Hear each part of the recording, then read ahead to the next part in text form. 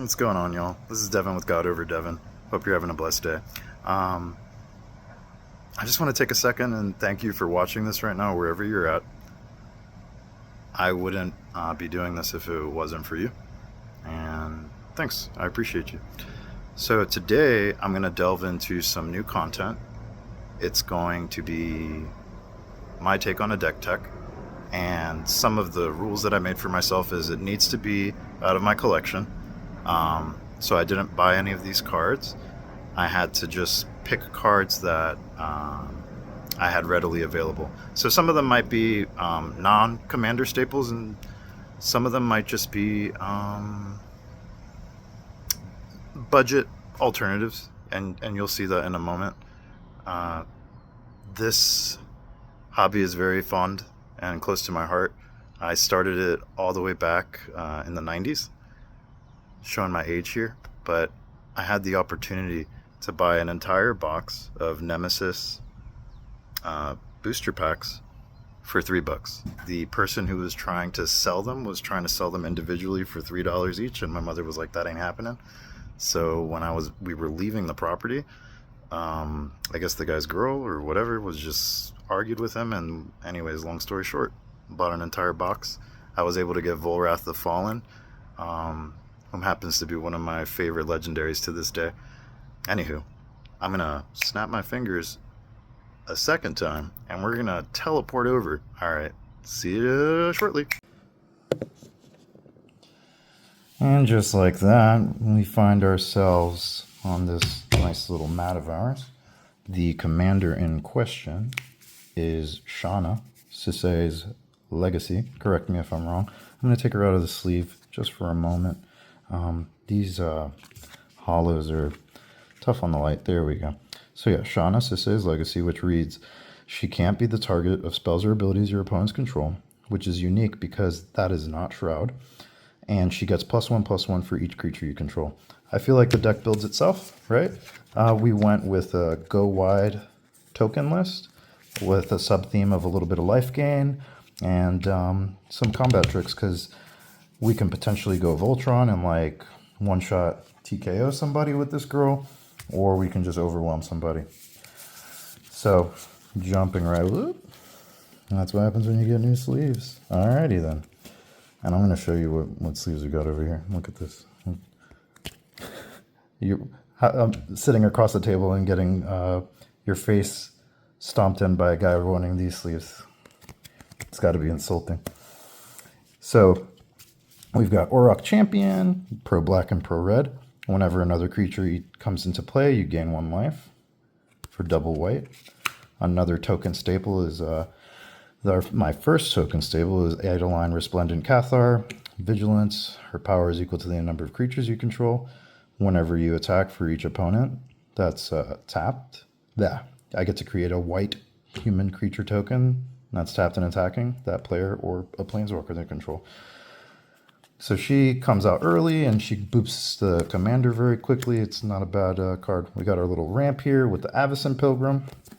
Beast Whisperer for some card draw. Charismatic Conqueror. This card's pretty busted. It's already going to set the deck pretty over the top. Turn 2, you get a creature that reads, whenever an artifact or creature enters the battlefield untapped and under an opponent's control, they can tap that permanent. And if they don't, I get to make a 1/1 vampire token with lifelink. We've got Devoted Caretaker. I like a little bit of protection for my commander. Mainly for like cards like Blasphemous Act, where I'm going to be able to tap the Devoted Caretaker and provide Shanna protection from sorceries. It's also useful for giving my enchantments, which we're going to get into here later, and protections from instant spells. Distinguished Conjurer, one of the sisters, with the added benefit of being able to flicker things. For 5 mana, you can activate her and exile another creature you control, then return it to the battlefield. Elenda's Hierophant, a flying creature that whenever I gain life, I get to put a +1/+1 counter on her. And then when she dies, I get to create X 1/1 white vampire tokens. Keep this card in mind for later. I'm going to set it aside. Enduring Innocence, additional card draw, which is nice. And then it's kind of sticky, so when it dies, you know, we get to benefit. This is probably one of the highest mana cost cards in the deck. Not a finisher, perchance, but it is a way to get a bunch of tokens out there. Whenever you attack, I get to choose, create a tapped and attacking XX dinosaur with trample, where X is the greatest power among creatures you're attacking, or create X11 vampire tokens, which is pretty busted because Shanna's power is probably going to be a lot higher than Gotla at that point, and sky's the limit, honestly, at that point. The amount of tokens that you're generating, or potentially how big of a dinosaur you got. God Eternal Aketra is coming up next. Double striking creature. Whenever you cast a creature spell, create a 4/4 zombie warrior creature token with vigilance. Another sticky body over here is that when she dies, she goes straight from the top. We got a Grand Abolisher, protection. Do not try to Psych Rift on my turn. It ain't happening. Guide of Souls. Whenever another creature enters the battlefield under your control, you gain 1 life and an energy. And then for 3 energy, you get to put 2 +1/+1 counters on a target and make them an angel. Being able to do that to Shanna, giving her flying, that evasion is huge. I like this guy. A 5/5 creature that reads whenever he attacks, he gives a creature flying. And then at the beginning of each M step, if you've gained 3 or more life, you get to create a 3/3 bird, or token synergy. Heliod, one of the OG gods, giving your stuff vigilance and the ability to summon 2/1 clerics to the battlefield for 4 mana. This is going to be great. If you've noticed the pattern here, we have a heavy and white, and that's on purpose. And the reason being, I noticed that I didn't really have a lot of great mana fixing lands available. So I was just like, let's just go heavy in one color. Splash in the green for ramp. Then we got this guy, Illustrious Wanderglyph. Other artifact creatures you control get +2/+2 so long as you have the City's Blessing. At the beginning of each upkeep, you get to make a 1/1 colorless gnome artifact creature token. This guy's busted. He reminds me very much of Verdant no. The guy who creates a 1/1 Saproling at every upkeep. It's an old school card. Keeper of the Accord. You got your mana fixing, tokens, and even potentially a little bit of, what's that? More lands, search your library for basic planes, yeah. So, creature tokens and lands, a little, not bad. More card draw with Mentor of the Meek. Of course, we got Mondrak. More card draw with Othran Frostfang, and the ability to give all your stuff Death Touch. Next up, we have the Overlord of the Mist Moors, which reads Impending 4. It ETBs with 4 time counters, and on ETB or attack, you get to create 2/2/1 insect tokens with flying. Now, I'm sorry that I have just the Japanese version of it. It's literally the only one that I have available. I wish I could have used the English version. I didn't want to be that guy, but here we are. Next, we got Silverwing Squadron. Its power and toughness are each equal to the number of creatures you control. Whenever it attacks, create a number of 2/1 white knight creature tokens with vigilance equal to the number of opponents you have. Soul Warden. Suture Priest. Thunderhawk Gunship. We get creature tokens, we get a big body, and we get the ability to give all of our creatures flying when they attack. This is just a great card. Toxicrene, we're going to mess with our opponent's mana base. We're not running too much non-basic lands, so this is really going to throw them for a loop. Twitching Doll. I want to see what this card can do. Getting a chance to sack it for a bunch of spider tokens seems like it'd be fun. Wall of Mourning.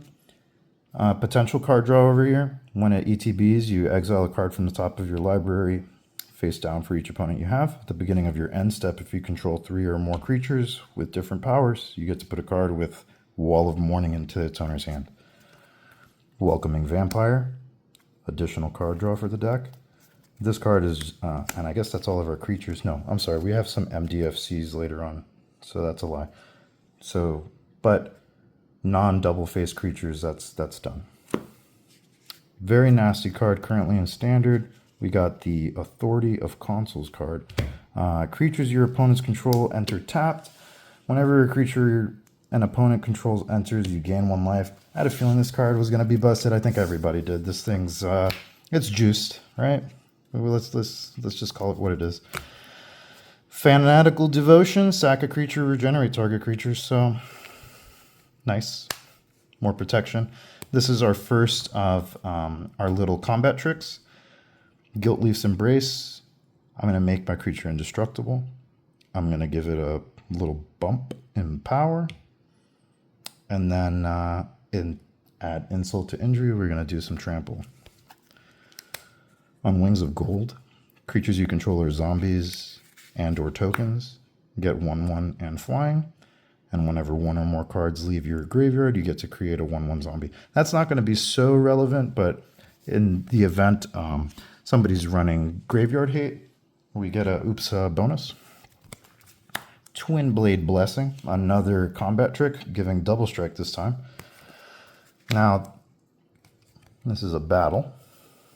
I haven't used too many of these, and I know it's a hot take, but I think this particular card's honestly really good. 2 mana, you get to mess with somebody's hand, but more importantly, if you manage to just kill it for 3, flip this guy in there. There we go. That's better. At the beginning of your end step, put a +1/+1 counter on each creature that attacked this turn. Then you can sack it at any point in time to give your stuff hexproof and indestructible. Wow, wow, wow, wow, wow. It's good stuff, man. Defenders of Humanity, you get to create tokens and then exile it from your graveyard to make more tokens. Feather of Flight, Flash, replaces itself with card draw and gives your creature flying. We got everything that you could need. Felidar Retreat, this card is the house. If you haven't used this card before, you got to give it a try. Being able to put a +1/+1 counter on all those creatures and give them vigilance, or you can make tokens. Yeah. Okay, so Greater Good is, I think, going to be busted in this deck. Because you think, oh, well, he's running a bunch of small creatures. Well, no, like, you got your commander over here. So you somehow managed to farewell or something along those lines. And the next thing you know, I'm sacking Shanna and drawing an obscene amount of cards, and I just got gas. So go back to the Elandra's Hierophant. I can do the same thing. If she happens to be too big of a threat, we sack her, get rewarded with a bunch of those tokens. Fists of Ironwood. You get to create 2 1/1 Sapperling tokens, and they gain trample. March of the Canonized. You create X 1/1 tokens, and then at your upkeep, you actually get to create additional tokens if your devotion's at a certain level, which is phenomenal. Celebrant Harvest. I think this is a unique take on ramp. Gives you the opportunity to potentially get a bunch of lands out of the deck, which I think is a lot better. Collective Effort, which reads Escalate, which is a nice feature when I have a bunch of creatures. You get to destroy a creature with power 4 or greater, destroy an enchantment, and then put a +1/+1 counter on each creature. So for 3 mana, I mean, you really can't go wrong. Cultivate, Flare of Cultivation, which I think on turn 2, it might not be the worst play to actually turn 2, play commander, sack it, go ahead and get all the way up to 4 mana on turn 3, potentially be able to get your commander out again, if there isn't a better play. This is the budget Akroma's Will, in my opinion. Worse than an Akroma's Will, of course, but I think this is a 50-cent card, giving your stuff +2/+2, vigilance, and lifelink. No flying, but I mean, that's pretty strong. I could have gone with Overwhelming Stampede, I'm not going to lie. But I just want to try something unique, you know? Give the deck a little bit of flavor. Next we got Hour of Reckoning, destroy all non-token creatures. Martial Coup, another board wipe, token-centric. Ghost Vacuum, getting to get some graveyard hate, and on top of that, being able to spawn tokens. What more is there to ask? You've got your Inquisitorial Rosette, making Astartes warrior and gives your stuff Menace, Menace. Maskwood Nexus. It's pretty good because we do have some anthems in this deck. The one earlier was regarding zombies. So being able to make my commander a zombie and then giving her flying with that enchantment. Just for reference, let me pull it up so you know what I'm talking about. Yeah, so wings of gold. Stalactite Dagger. Redundancy as far as being able to give my commander all creature types. And I get to spawn a 1/1 token. And they shall know no fear. This card's great. I'm sticking to basically a mono white list at this point. So it's just a better option for board wipes. I really like this card. It's called Blessed Breath. And you get to give any creature that you control protection from the color of your choice, which in some circumstances may as well be unblockable. This is probably going to be the first cut, but I just like the fact that it replaces itself, and it's a different kind of interaction card. So this gets rid of those little pesky 1/1 creatures, draws you a card, is instant speed. I mean, I don't really see the issue with it. I could have used another, maybe 1 mana removal, but I just wanted to give it a try, you know what I mean? Condemn. Sometimes exiling is the best option, but when you can't do that, why not just put it at the bottom of somebody's library? Fanatical Strength. This is going to suck to lose to. Oops, my creature's got 3/3 and trample. Flare of Fortitude with beautiful artwork. You can sack a non-white creature to give all of your permanents hexproof and indestructible, and your life total can't change. We've got a little protection here for creatures or enchantments. Otherworldly Journey. A Reciprocate. So there's no downside to this card. The only downside is that you have to be dealt damage, right? But you're not giving your opponents any benefit. They're not getting lands out of you. They're not getting life out of you. So I think it's honestly a decent card, and I want to give it a try. Reprieve may as well be a counterspell in some circumstances. Your opponent goes to stop what you're doing, and you're just like, oops, go back to your hand, and you get to draw a card. I think this card should see more action. Yeah, that's all I really got to say about that. More redundancy with this protection over here. We get to exile an artifact, creature, or enchantment, and it replaces itself with the card draw. Secure the Wastes. Swords to Plowshares. Elspeth's Son's Champion. She does great in this deck, in my opinion. You get everything you want. You got token generation, destroying all the creatures with power 4 or greater, and the potential of an emblem. Honestly, you're probably, most circumstances, going to just board wipe, but there is that right there. Okay, now we get to the boring part, so I'm going to go through this pretty quickly. With modal dual face cards, we have a total of 34 lands in the deck. We've got Bridgeworks Battle, +2/+2 in fights, Canopy Vista, Command Tower, Disciple of Freyline, which is going to be busted. You can sacrifice another creature and gain X and draw X, where X is its power. Dryad Arbor, which serves as another creature. I like that. Exotic Orchard, Emeria the Sky Ruin.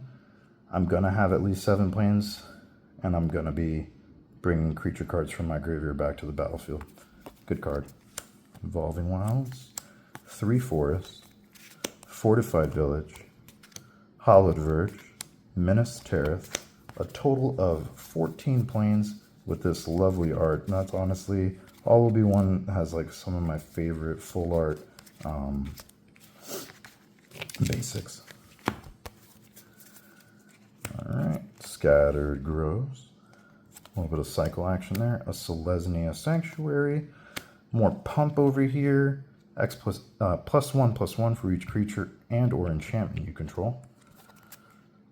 Temple of Plenty, Terramorphic Expanse, and Witch Enchanter, excuse me, which ETBs and gets to destroy an artifact or an enchantment that an opponent controls. Sorry, I can't get the camera, just won't focus on her. Guess it wasn't meant to be.